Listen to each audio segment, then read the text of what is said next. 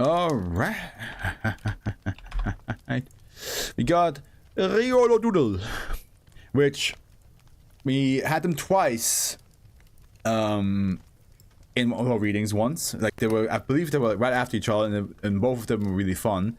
But the most recent one was the 30491, which was the oven that created a whole galaxy inside the oven, just so you can make apple pie. Just so that the whole galaxy will convert into an apple pie. And I'm pretty sure the one before, which was also theirs, was also food related, but not like not in that sense. So, and I remember I made the joke like, man, Weirdo Doodle was probably hungry when they wrote these two. Something about food happened in their life, and they were like, I'm gonna write SCPs about this. So,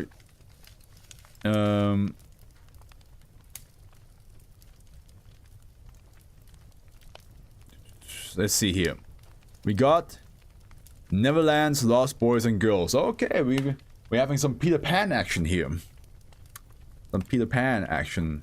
The Lost Boys. Let's go. Did you guys want to be a Lost Boy? When you were a kid, were you like really into the idea of going to Neverland and hanging out with Peter Pan and being this like I'll be honest, the fucking like the treehouse they had was pretty dope. They had like slides and shit. I was like, that's pretty cool. But I never really saw like the appeal of like going forever away and never age. I was just like, no. Also, at the same time, as a kid, I was like, there's fucking pirates, man. Like, what am I supposed to do? I'm a kid. Those are grown adults. If I do a mistake, they might me right then and there. Sentinel says, no, I'm a lost alien. Well, you're not lost. You know where you are. You know where you are, brother. Unless your orientation is like that batshit bad that you're like, no, I'm not quite sure where I am.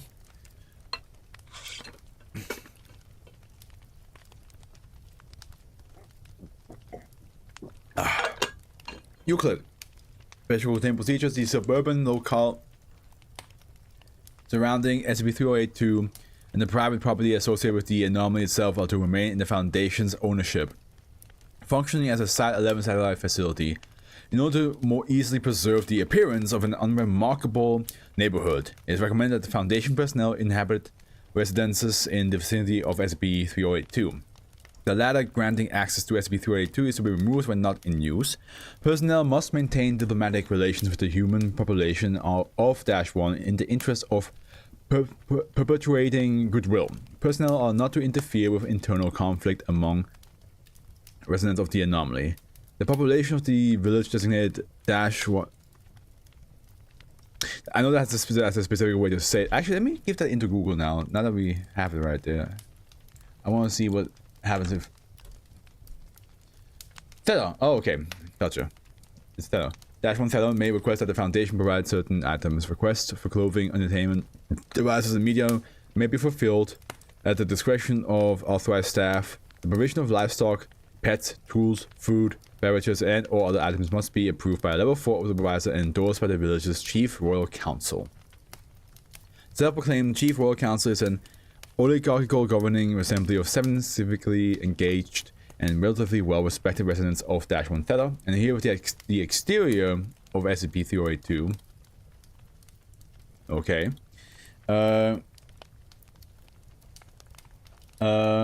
When I come back, my parents will be like 80 while I'm a professional kid. That's terrifying. Yeah, yeah. Do you not want to beat a pirate up with your bare hands? Dude, I was like 5. Like, how am I supposed to beat them up with my bare hands? If one of those pirates like just, you know, decided to kick me in my face, I would have probably broken my neck. My dad does that part for me. Also, Fairy Tale Peter Pan is a damn monster. Yeah, Fairy Tale Peter Pan is different than like Disney Peter Pan. That's for sure. That is for sure. Description: SCP-3082 is a 2x2x2 or 2-meter cubed treehouse located in the Midwestern United States. The object is made of cherry wood planks. SCP-3082 is also a 4x5 by 2.5 meter maple wood treehouse cabin located in an evergreen section of -1. So there's 2 tree houses, one in Midwestern United States and one in Evergreen section of -1. Okay, we have to find out what -1 is first. In this form, the object appeared to have been constructed in the Greek Revival architectural style. Oh, okay, so like this is the tree house here that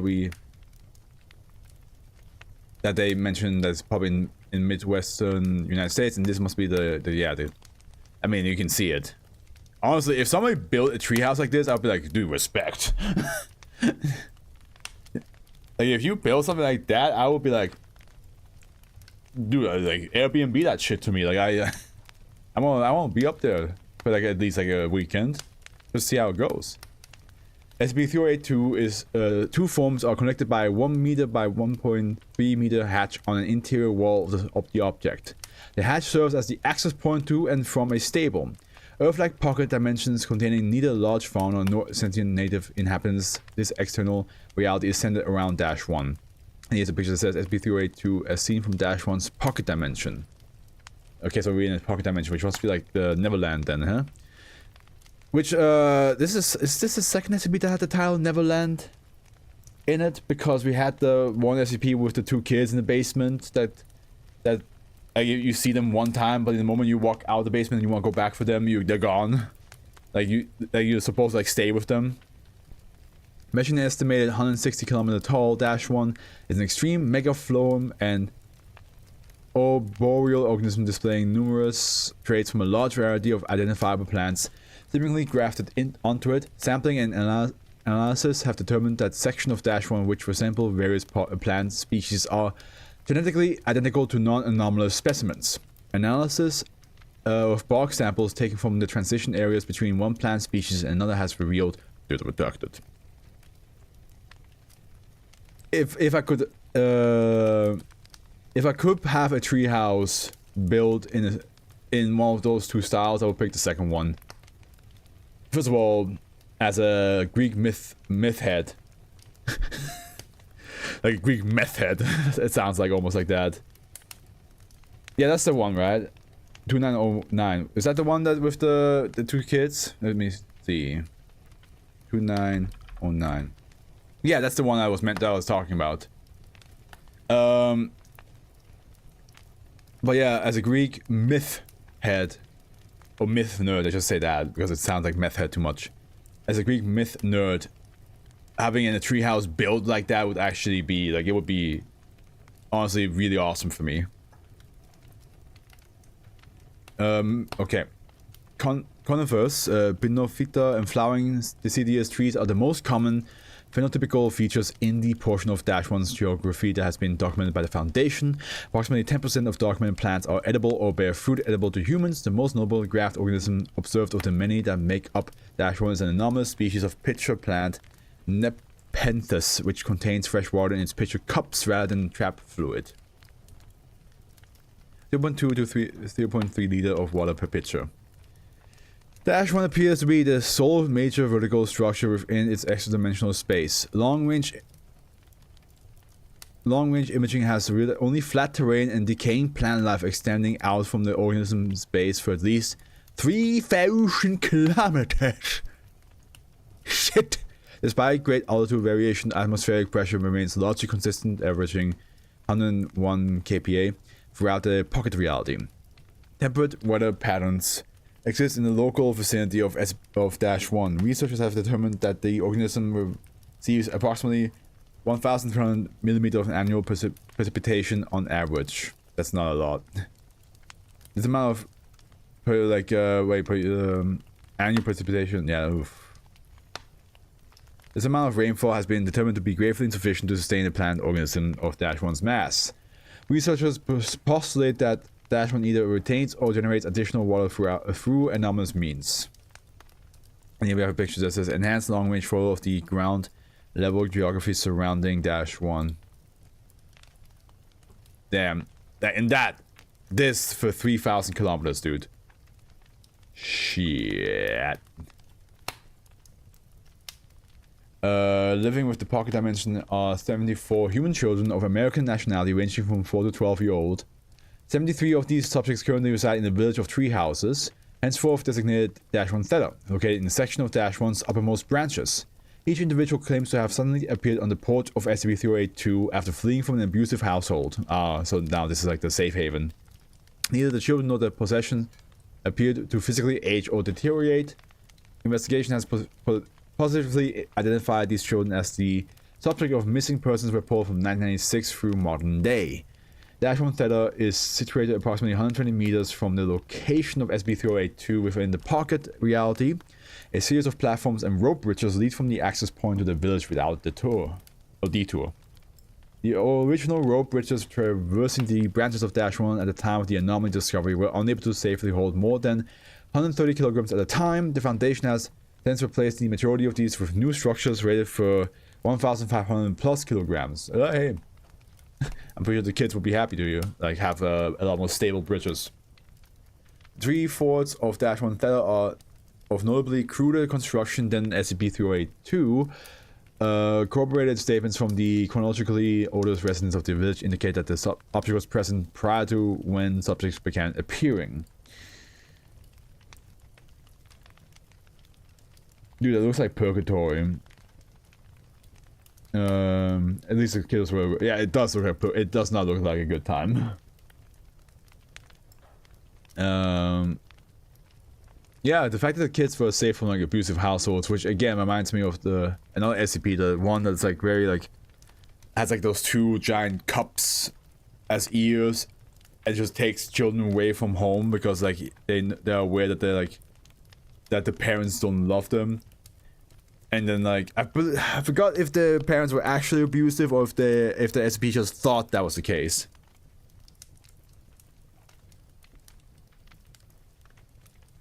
The description says that there is only flat terrain around Dash-1, but you can clearly see the hills in the photo. Whole SCP ruin downvoted.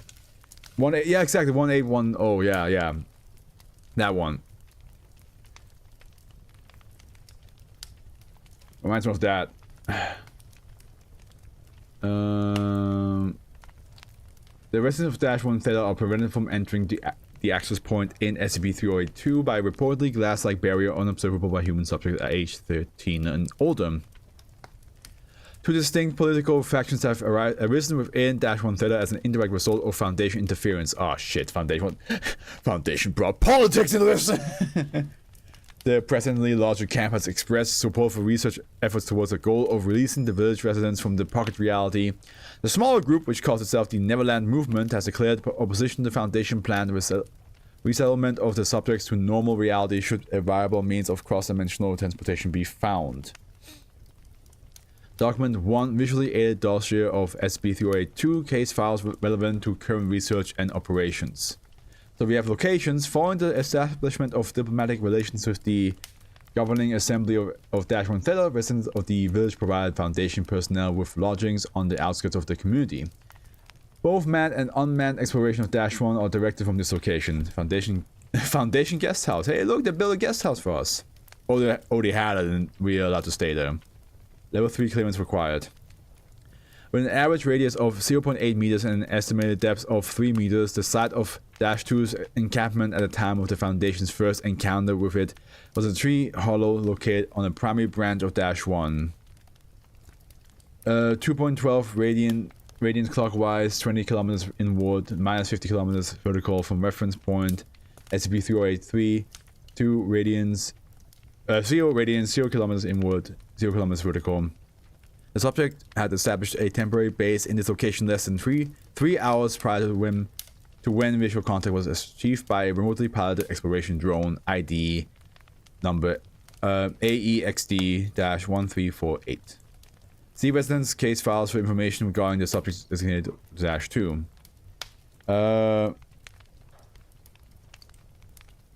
How the fuck did the Foundation get in? Did they hire 10-year-olds?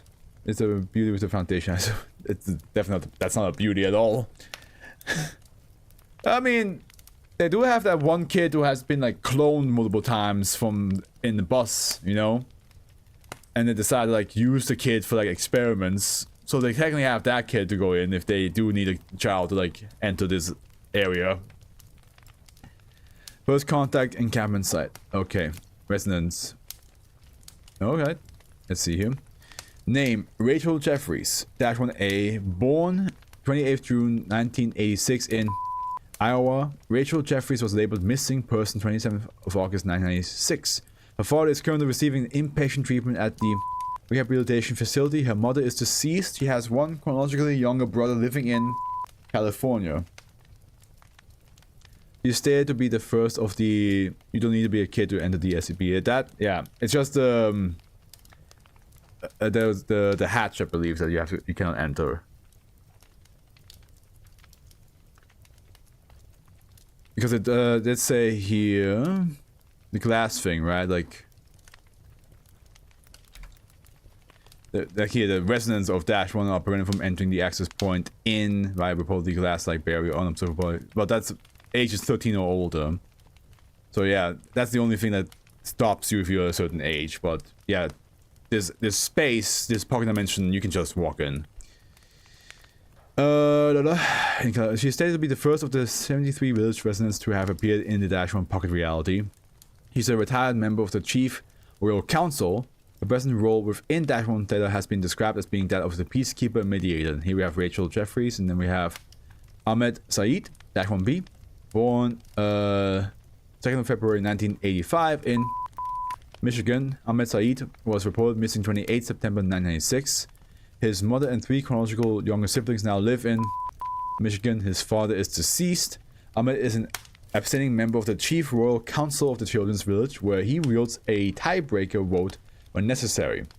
Kind of like the O5 Council with the 13 people. His primary function in the community has been noted to be a caretaker of the younger children.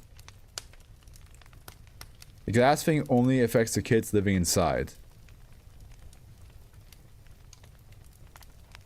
Wait.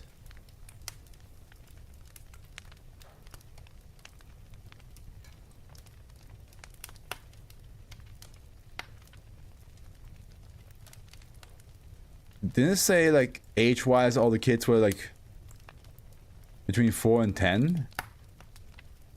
Or am I misremembering something? Oh, yeah. American nationality ranging from 4 to 12. So how can... How... And it says they don't age. So how does... that affect somebody inside if they have to be 13 years old? That doesn't prevent them... Read the glass then. The residents of -1 Theta are prevented from entering the access point in by reportedly glass-like barrier unobserved by humans. Unobservable. Yeah. So they just okay. You cannot see it, but they cannot enter it. I understood. Got a little bit jumbled. Understood. Is an abstaining member of the chief. His primary function in the community has been known to be as caretaker of the younger children. Lucy Fujimoto. -1K, born 30th June 1989 in Arizona. Lucy Fujimoto was labeled a missing person 22nd November 1996. Her parents now reside in New York. She has no siblings. The role fulfilled by Lucy within -1 Theta is that of a resource manager and city planner. She holds senior membership on the Chief Royal Council. The majority of the village residents regard her as an informal leader of the Pro Foundation faction. And we have Wexley Olson. -1 AR, born 18 January 1999 in Pennsylvania. Wexley Olson was reported missing 7th of April 2005. His mother has remarried and currently lives in Tennessee. His father, Foundation ID D, is deceased. He has neither siblings nor half-siblings. A junior member of the Chief Royal Council, Wexley is widely viewed as the ringleader of the Neverland faction within the village. Should Foundation personnel find themselves confronted by this subject, no aggressive action is to be taken. What? Aggressive action? Level 3 clearance required. Area Morrison -2, born 7th of January 1984 in Ohio. Aria Morrison was was labeled a missing person 12th of August 1996. The subject's parents are deceased. He has one younger sister by the name of Jacqueline Morrison, also reported missing 12th of August 1996, whose whereabouts are unknown. Speculation that Jacqueline Morrison currently resides within SCP-3082's pocket reality is unconfirmed. Corroborated statements from the chronologically oldest of the village children have indicated that -2 was already present in the pocket dimension when -1A first arrived. It is believed that the subject acted as the leader of -1 Theta until a point in time approximately 5 months before the Foundation discovery of SCP-3082. When questioned, -1A and -1B have claimed that -2 abandoned the village in order to do the redacted. This subject has been designated -2 due to its suspected connection to the anomalous properties of SCP-3082 and -1 is currently wanting for interrogation. Aria Morrison photograph copies from missing person report. Okay. But there's more. Other. Example of the anomalous pitcher plant which provide drinking water to the population of -1 Theta. Okay. And for clearance required. -2's Morse code-based alphabet written in crayon on birch bark. Let's have a look at that, eh? Okay. -2 excerpts from the transcripts of interviews with the residents of -1 Theta. Interview log number 382-1-AR-1. So with Wexley Olsen, okay. Researcher Dr. Seymour Tracy. Seymour, good lord! Alright. Hello. Yeah, I'm Wexley Olsen. I was born January 18th, 1999. I went missing April 7th, 2005. Isn't that what you guys want to know? To find out records outside and stuff? Oh. Well, yes, it is. Great. Now fuck off. What? I said fuck off. What are you, stupid? I think you need to watch your language, little man. I think you need to fuck off. Leave. We don't need your fucking charity. Dr. begins backing away. Okay, I'm going to leave just like you want me to, but maybe we can talk a little more some other time. Fuck off! End log. Well, that went swimmingly. Interview log -1AR-1. Oh, that was just... oh, wait. Okay, gotcha. That's just opened and closed. -1K, Lucy, Fujimoto, and Wexley Olsen this time. And then we have them again. Okay, the following transcript is of an interaction between the leaders of the Neverland and Pro-Foundation factions of -1 Theta, taking place at the end of follow-up interview with -1B. It was unintentionally recorded in the log's audio feed. You're an idiot, Wexley.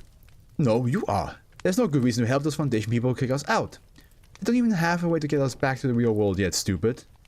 But they're gonna make us all leave if they find one. Why should I have to go if I don't want to, huh? Some of us are happier here. Happier here?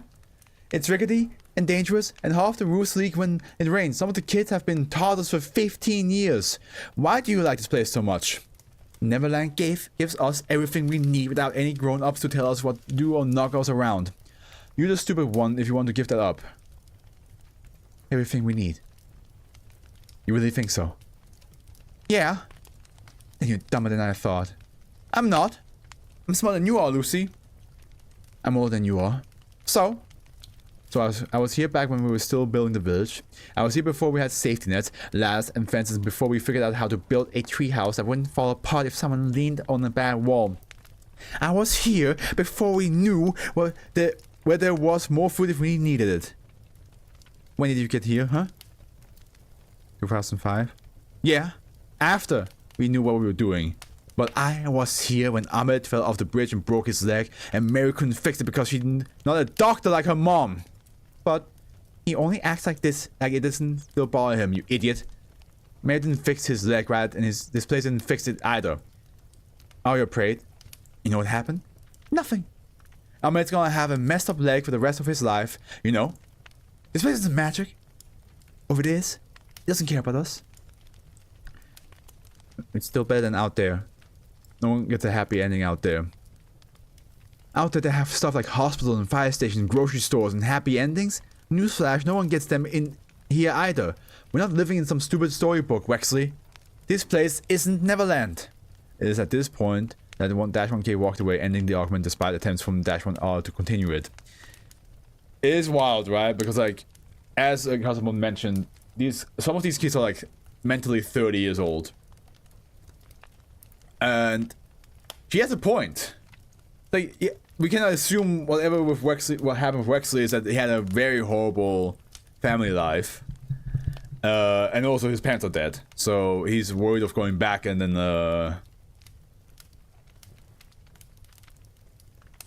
I'm not since I saw what the channel said why spoil, I'm not gonna read what Mechanic wrote. But yeah,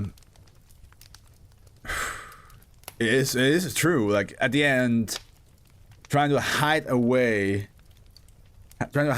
from something like that. Yes, it's horrible. It's painful. It's uncomfortable. It's everything you don't want. But none of you have learned anything. Like you don't, as she said, she's not like Mary's not a doctor. She can't, and you don't even have the tools. Like even if she knew how to be a doctor, they don't have the tools to do anything.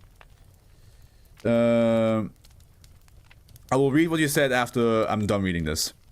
Interview log -1 AR 6-1 AR. Researcher Dr. Seymour Tracy. The following interaction took place in the early morning as personnel began arriving in the pocket dimension.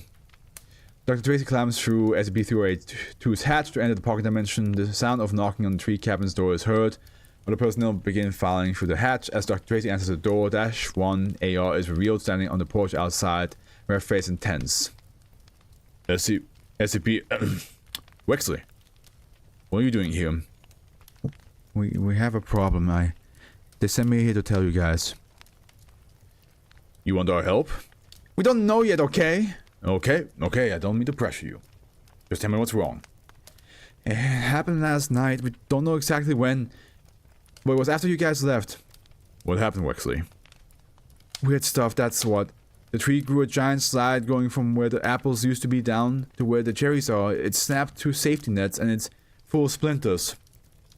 Where the apples used to be? They're not apples anymore. The fruit still look like an apple on the outside, but it's squishy and full of cotton candy on the inside. That's odd. Just shut up and do something about it, okay? A sturdier safety nets have been supplied to -1 Theta. Currently pending O5 approval is a proposal to equip the village with soil-less farming technology and a stock of non-perishable foods as a precautionary measure in case -1 ceases to provide the residents with sufficient nutrition. So a slide opened up. I haven't read the spoilers yet. I will, like I said, I will finish reading what this and then we see what you wrote. Oh god, there's so much more. Document records logging interaction with -2. And if people are telling me, hey, the spoiler's already over, I'm not seeing it right now, you guys have to wait. I'm sorry. Item requested S-1300 aerial exploration drone. Replacement of lost/damaged equipment. Lost damage equipment specification. Aerial exploration drone S-1300 quadcopter model with ivory finish. AEXD-134H shortly before its final departure. Features retractable solar panel array, 7-hour rechargeable power cell, camera mount 360 horizontal range, 150 degrees, Z-axis motion, HD camera, onboard image enhancement, and facial recognition software. Long-range radio transmitter/receiver, emergency locator beacon. Affiliated project/personnel authorization. Project Galileo mission statement. Documentation of -1 on a larger scale must be performed for 2 reasons. Number 1, to improve scientific understanding of the biology of -1 in order to investigate its origins. Number 2, to gain a comprehensive grasp of the structure of the organism in order to facilitate human exploration and manned operations beyond -1 Theta. This project operation team has been allocated the use of 4 AEXD drones. An ID AEXD-1346 through AEXD-1349 to accomplish these goals to be better visibility. Proof of loss. Incident report 2A. At 14:23 local time on the 14th/7th/2017, the operator of AEXD-1248 piloted the drone into a previously undocumented section of -1 during the standard exploration procedures. Exploration continued normally until 14:35 when the drone encountered a tree hollow in an oak section of -1. This tree hollow was the second such discovered example of physiological damage to the megaflorum. Close investigation was deemed pertinent to research operations, and so the drone operated piloted AXD 1348 near to the location of interest. Upon approach, movement was observed within the hollow's interior. Continued observation led to visual contact with and positive identification of subject -2 Neverland at time 1442. -2 appeared physically healthy and uninjured. Its attire at the time of the encounter was composed of white t-shirt, short denim overalls, and white sneakers, all matching the description of the clothing it was last seen wearing before being labeled a missing person. The subject also seemed to be in possession of a red knapsack within its temporary base in the tree hollow. Due to close proximity, AEXD 1248 soon became noticed by the subject. -2's immediate reaction to the sight of the drone has been described as that of astonishment. After recovering from its initial surprise, -2 began waving and calling out to the AEXD unit. Oh, okay. I mean, to be fair, yeah, they've probably never seen a drone in their life because they were born in the 80s. The drone operator was ordered not to engage with the subject as the Project Galileo team awaited the arrival of its supervisor. With AEXD 1348 at 11% battery, the operator attempted to have the drone withdraw to the nearest branch of -1 from which it could maintain view of the tree hollow while conserving power. At time 1444, -2 displayed signs of distress at the drone's apparent retreat, began pounding its hand against the interior of the tree hollow and making soft vocalizations which were indistinct to the AEXD unit's microphone. Oh, is she like stuck? At time 1445, AEXD 1348's third rotor was struck by a falling, moderately dense object later determined to have been a small watermelon. Damn, okay. The drone subsequently flew into the lowermost branches of a maple section of -1. Immediately following this, there occurred rapid targeted ivy growth in the vicinity of the drone's crash site. It's believed that this ivy became entangled in the rotors of the AXD unit, preventing its escape. At time 1448, AXD 1348 experienced emergency system shutdowns due to the overheating detected in its flight motors. Subsequent attempts to remotely restore communications with the drone have failed. Requisition status denied. And that was just that. Now we have interview. That interview -2 Project Galileo operational team through AXD 1348. Forward the following transcript logs broadcast received from AXD 1348 several days after incident -2A. We can log a blurry image of -2 appears. The camera lens is focusing on a blueberry plant behind the subject. I think I can actually read what the spoiler was, right? Because I don't think like Mechanic like read this far ahead. Okay, let's see what you wrote.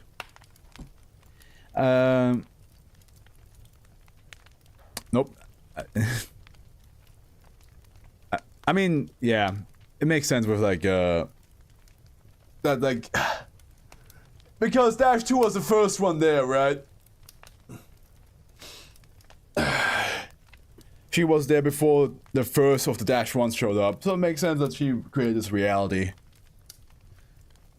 But yeah, in the future, Mechanic, just be a bit more careful. Like, unless I either am done with the reading or I figure it out myself. Don't jump ahead that far with things. But it's okay. Don't feel bad. Listen, it's been 3,080 SCPs. And in all those years I've been doing this, a person spoiling me the SCP ahead of time only happened twice, which was, this is one of them. So we're doing pretty good. So far, not many people are like, you know, jumping to my stream and be like, by the way, that's what this one is about. And I'm like, why? The first time was that one dude, it was a dude I mentioned multiple times that wanted me to read like SCPs in the far future ahead of time. And then when I was like reading an SCP, like, they immediately like spoiled what was going on. And I was like, okay, thanks, I guess. Okay. Hello? The camera attempts to sharpen in the subject. The subject's facial features become recognizable but still remain out of focus. The sound of running motors joins the audio feed. I hope you're getting this. If you can see or hear me, can you stop spinning the helicopter motor things? I took 3 fan blades off, but they were already kind of broken before that. The sound of the drone's motor ceases. The subject smiles. You're receiving me. Oh, this is great. Sighing in apparent relief, the subject begins consuming blueberries stored in the front pocket of its overalls. Hi. Gives a small wave. My name's Aria Morrison. I've been here. In the Shrine Tree world, I mean. For a while. There's probably a missing kid report on me back outside. It'd be from 1996. Yeah, I still look the same. I have some questions for you. Can you spin this gadget blades 1 time for no and 2 times for yes? Jonas is heard activating its motor twice in quick succession. This is fantastic. Oh, it's so good to talk to someone other than the tree. Hey, just to be sure, are you an adult? You're not just some other kid who showed up in the village with technology from like 2018, right? Oh, say yes if you're a grown up. Yes. And apparently, teleporting mode, the subject claps its hand together. Are you in the village? With the kids? Yes. Are they doing okay? Is Rachel in charge? Yes. No. So, Rachel isn't in charge, but the village is alright? Yes. Okay, are you in charge of the village? No. Alright, are you just one person, or are you like with an organization? Yes for the first answer, no for the second. No. Are you the government? Yes, no. Does that mean kinda? Yes. The subject pauses, contemplating something. After several moments, it reaches from the drone and lifts it up, turning the device around to face a birch sample of -1. Letter, dots, and dashes, a facsimile of Morse code are written in black and blue crayon on a birch mark. I couldn't find speakers anywhere on this gadget, so I figured you need some other way to say more than yes or no. This is my version of Morse code. Run the motor forward the way you have been for the dot, and run it backwards for the dash. I hope you can take pictures with the camera on the thing. Yes. You got it? Yes. Okay. The subject sets the drone back down and turns the camera to face it, glancing at the cloudy sky. The subject frowns. I think it's going to rain soon. I have to put the sketch away in a little while. Drone is waterproof. The subject adopts an expression of confusion. Drone? Gadget. What did you do to it? Oh, so this thing's called a drone. Maybe it was waterproof before, but it's kind of beat up now. I reattached the camera by taking wires from something that didn't look as important. Lucky me, I duct tape and a pocket knife in my bag. Since we're talking stuff, it must have been enough to fix everything that I needed to fix. I really do need to put the drone away now, but I want to ask one more question. Who are you? We are SCP Foundation. Wow, it's so straightforward, eh? So that's your organization name. I've never heard of you before, but it's nice to meet you, SCP Foundation. I'll try to call again soon. End log. The Project Galileo team has been unable to determine EXD 1248's current location. It has been deemed likely that -2 removed wires from the EXD unit's locator beacon in its repair of the drone's camera connection. Am I watching your SCP reading stream? Yes. And here we have the log 2-2-2, so the second interview.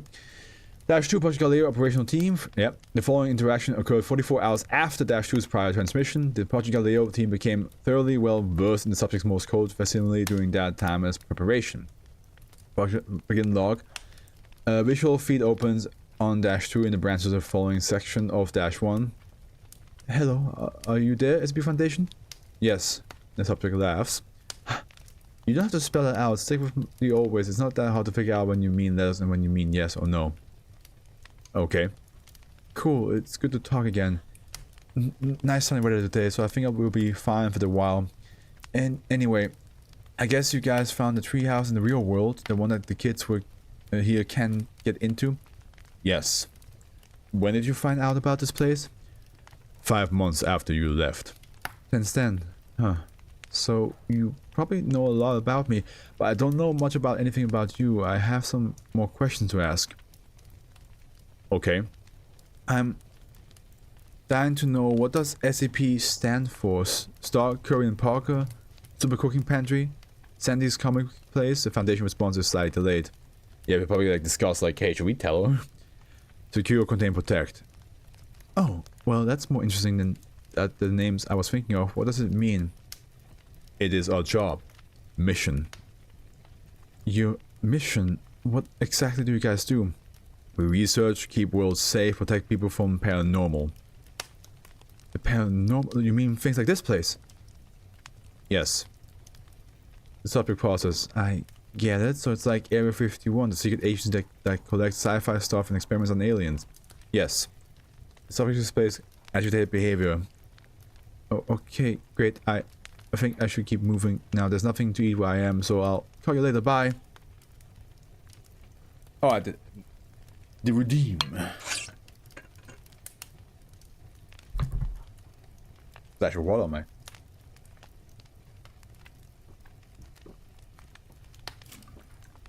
I wonder if she's worried. Because they're like, oh yeah, we research, you know? And she said like, oh, you do experiments on aliens, and they're like, yes, and she's like, oh, wait a minute. Would they experiment on me? Will they, if I get caught, will they experiment on me? Maybe she's worried about that, or maybe she's genuinely just hungry. Last one. -2, particularly operational team through EXD 1348. The following interview took place 9 days after the previous. Visual feed opens on -2 in the branch of the maple section of -1. The subject behaves distractedly, often tugging at its hair or fiddling with its overall straps. Hi? Yes? Yeah, there's not really anything I wanted to talk about. I was just feeling kind of lonely. The subject appears lost in thought. EXD 1348 spins its motors to reclaim the subject's attention. Sorry. Were you trying to say something? We have questions. Of course you do. Okay, shoot. How did you capture drone? Adopting a conflicted expression, the subject bats its lower lip nervously. Would you believe me if I said I have magic plant powers? The Foundation response is delayed. No. Hesitation is displayed by the subject. How capture drone? Why leave village? Well, do you guys share what I say, like with the kids in the village or the government or anything? No. No others know we found you. Is it going to, you know, stay that way? Yes. Okay, I'm going to tell you guys something that I've never told anyone before. It's a long story, but someone needs to know this in case I don't, you know, make it. Some of the other kids figured out half of it. Maybe they told you, or maybe you found the police report about my sister, Jacqueline. Somebody removes its backpack and holds it close to its chest. It nods his head. Yeah, Jackie. Holding its backpack a little close to itself, the subject faintly smiles. This was her bag. She was the one who brought duct tape when we decided to run away together. I used to tell her that it could fix anything. She never believed me, but she thought to bring it anyway. Silly, right? The subject sighs. Taking on a softer tone of voice. I was 12 when we left and she was 7. I know that I still look like I'm 12, but it's been decades since then, really. Before I go on, I need to tell you something that's kind of hard to believe. Okay. My sister was special. Sometimes when she wanted something to be true, it would actually happen. Even if it was impossible. One time I told her that our parents left us home alone on her birthday because there was going to be a surprise party in the park on her half birthday. I said there'd be half a chocolate cake waiting for her in a big bouncy house. 6 months later, after I had forgotten about that, we went to the park. It was all just like I described it to her. She wasn't surprised at all. She said she knew it would be there. The subject paused. When we played in the woods, she liked to invent places. Pyramids, jungles, sandcastles. I would blink or look away and suddenly they'd be there. She made herself into a mermaid once. At the end of her games, I always told her that things could go back to the way they were supposed to be, and everything magical would disappear. It'd be like nothing ever happened. Do you believe me? Yes. Right. You probably see weird stuff all the time. Continue. Oh. Yeah, sorry. I got a little distracted. What was I saying? Right, it was after our parents had really big fight. Me and my sister ran away together. We went into the woods behind our house, where we always used to play, and we just kept walking. After half an hour, we were scared to keep going and scared to go back. I looked away for 1 second. The subject draws a shuddering breath and turns to the side, no longer facing the drone. I looked away, and when I looked back, she wasn't there. And I was standing on the porch of a tree fort cabin. There weren't any bridges or platforms back then. It was just me in that tree house, in a tree so big I didn't know where it started. Me. All by myself. The subject closed its eyes. I'm not embarrassed to say that I cried a lot, and I got thirsty and lonely, and I pretended Jackie was there to listen to a bedtime story about pitcher plants full of water. That's why the pitcher plants exist. The next morning I found rope bridges and platforms going from the cabin to a grove place where the village is now. The pitcher plants were all over the place there, and there was fruit nearby, lots of fruit. A little while later Rachel showed up, and then Ahmed, and I told him a little bit about Jackie. Later we figured out that more kids would keep coming, so we started building a place for them. You should know all the rest already. Glancing at the branches above its head, the subject reached up and tugs at a leaf. The tree does what I ask when it's feeling up to it. That's how I got this drone out of the air. I asked for it.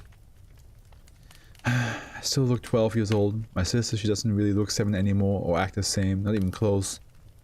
She likes it too much here in, well, Wexley calls it Neverland. I think Jackie might listen better if I get closer to the pod or further members, but for now, she just doesn't hear me when I say it's time to go home. Explained. Shaking its head sadly, the subject began reaching over the camera, viewing towards the drone battery. It appears unwilling to continue the conversation. Trees don't really think like people do.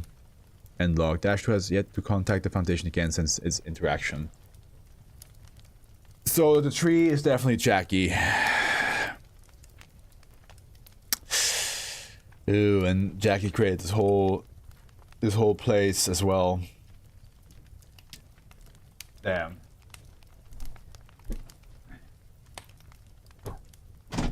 Getting a little bit chilly in here. That is a BLS mechanic. Do not spoil me, because now that we knew already ahead of time that it was a kid creating this world and it wasn't just some pocket dimension that they accidentally found. But it's still, it's fine. It is all good.